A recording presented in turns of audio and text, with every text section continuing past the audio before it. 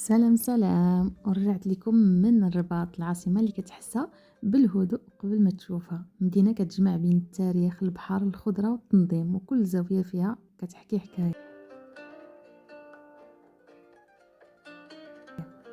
أول محطة وما يمكنش تزور الرباط ما تمرش بها صومعة حسان، معلمة تاريخية كبيرة شامخة وكتخليك تحس بعظمة الحضارة اللي دازت من هنا.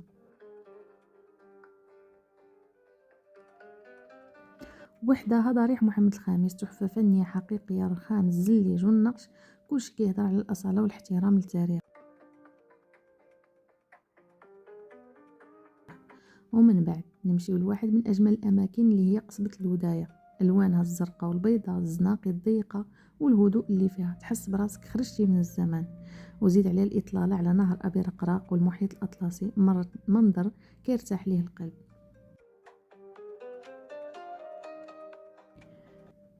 وبما أننا ذكرنا أبي رقراق ما ننساوش مارينا الرباط سلا، اللي كتشوفوا هاد الجمال وهاد الأضواء وهاد الهدوء وهاد السكينه ديال الليل، وزادها الشتاء زادتها واحد الرونق زوين بزاف.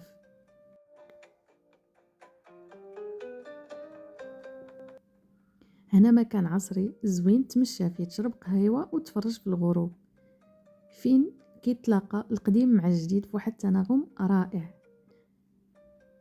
وهنا غادي نمشيو لواحد تحفه فنيه زوينه بزاف اللي كلشي كيتحاكى بالجمال ديالها، وهي ملعب الامير مولاي عبد الله.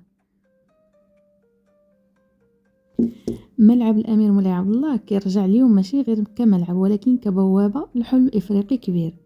من بعد رحله ديال الاصلاح والتجديد، هاد المعلمه الرياضيه رجعت بحله جديده، ارضيه جاهزه، مدرجات متطوره وتجهيزات عصريه، كلشي واجد باش يحتضن واحد من اكبر الاحداث الكرويه في القاره، كاس افريقيا.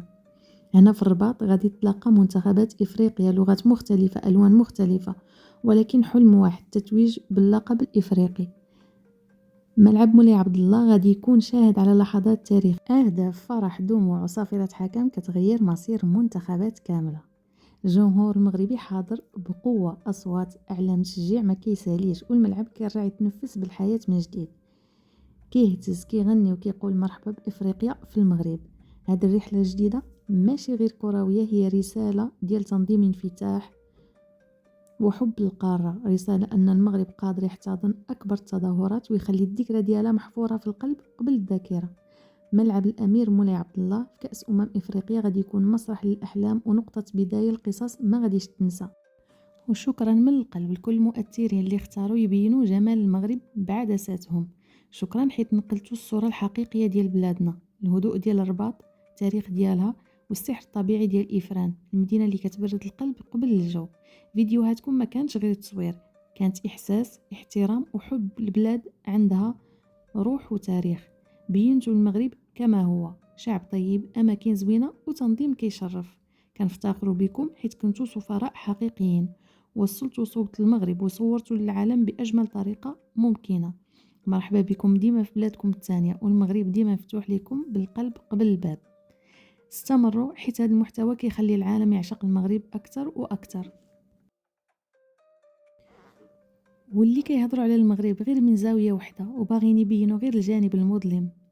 أي بلاد في العالم عندها مشاكلها، والمغرب ماشي استثناء، ولكن ماشي عدل تحكم على وطن كامل من لقطة ولا من تجربة قصيرة ولا من رأي مسبق. المغرب راه توازن، فيه الصعوبات نعم، ولكن فيه الجمال، فيه التنظيم، فيه التاريخ والناس الطيبين، فيه مدن كتطور، شباب كيخدم، نساء ورجال كيعطيو من قلبهم. إلا جيتي للمغرب وبغيتي تشوف غير العيب غادي تلقاه، وإلا جيتي بنية زوينة بعين منصفة غادي تشوف بلاد عامرة بالحياة والكرامة. النقد مرحبا به، ولكن التشويه لا، والحقيقة كتكون دايما أوسع من كاميرا واحدة.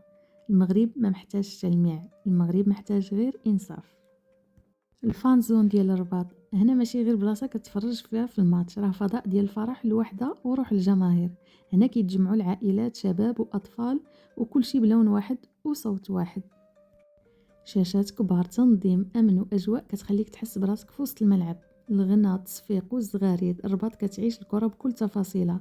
الفان زون في الرباط كتبين الوجه الحضاري للمغرب، كيفاش كنتفرجوا باحترام، كيفاش كنفرحوا باحترام وكيفاش كنشجعوا بلا فوضى، صورة كتشرف قدام العالم. بالنسبة لضيوفنا الكرام اللي جايين من إفريقيا ومن بلدان أخرى، المطبخ المغربي التقليدي، الأكل العصري والكوفي شوب، المأكولات البحرية الطازجة، الحلويات، والأجمل من أجمل من هادشي كامل الناس الزوينين والخدمة الراقية اللي كيعطوك الإحساس بالترحاب المغربي الحقيقي. سواء كنتي باغي نكهات أصيلية ولا تجربة عصرية مريحة، الرباط عندها بزاف باش تقدم لكل ذوق. ومن الأطباق اللي ضروري تاكلها في المغرب، الكسكس المغربي على حقه وطريقه، الطاجين، البسطيلة، الحريرة، الأسماك والمأكولات البحرية، المشاوي المغربية، السلطات المغربية، الحلويات المغربية، والشاي بالنعناع. هادو ضروري ما تجربهم إلا جيتي للمغرب. وإلا جربتي هادشي كامل ما تنساش الحمام المغربي اللي كيعطيك طاقة ونشاط ونقاء داخلي وخارجي. الحمام المغربي تجربة كتجمع الراحة، الثقافة والجمال في نفس الوقت. هادو مجموعة من التجارب ضروري ما تعيشهم إلا جيتي للمغرب. وهذه رحلتنا من المغرب في شوارع الرباط، أجواء الملاعب والفانزون. المغرب ماشي بلاد، المغرب إحساس. كل زاوية فيه عندها قصة، وكل طبق عنده روح، وكل تجربة كتخلي قلبك يبتسم. شكرا لأنكم تابعتوا معايا هذه الرحلة، ومن هنا حتى الفيديو الجاي خلي روح المغامرة ديما حاضرة وديما مغرب.